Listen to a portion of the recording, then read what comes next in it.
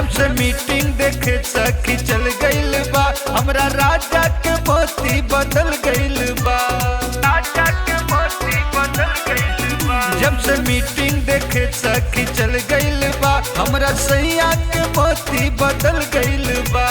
कितना बढ़िया मिशन समझाना रहता, अब डिएक्शन में खाना अब बताना रहता। सखी सैया हमार ओही में दीवाना रहता, सखी पिया अब तो ओही में दीवाना रहता।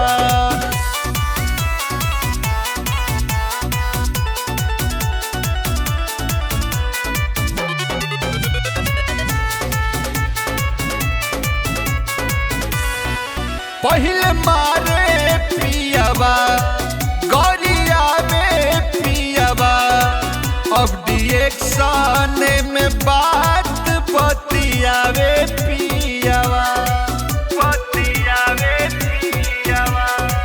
पहले मारे पियावा गौरिया में पियावा, उहे प्यार में हमरो से बतियावे पियावा। अब तो मीटिंग में आना रोज जाना रहता, सुबह हो शाम फोनवे पे बतियाना रहता। सखी सैया हमार ओही में दीवाना रहता, सखी पिया अब तो ओही में दीवाना रहता।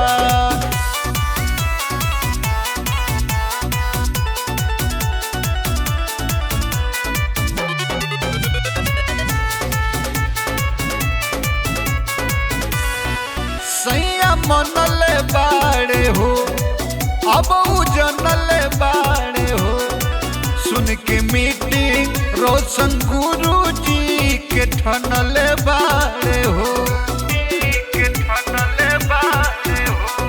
सैया मनले बाड़े हो, अब समझले बाड़े हो, बतिया सीता सविता दीदी के गठिया बनले बाड़े हो।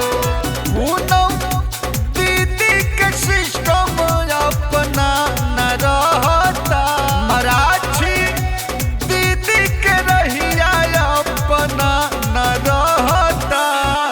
सखी सैया हमार ओही में दीवाना रहता, सखी पिया अब तो ओही में दीवाना रहता।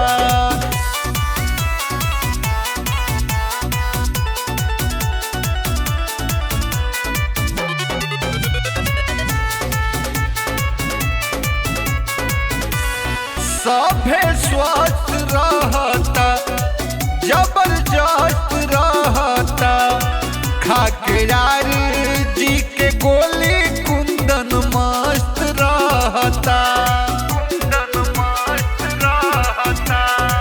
सब स्वस्थ रहता, जबरदस्त रहता, पी के चाय वाला पानी गोविंद मस्त रहता।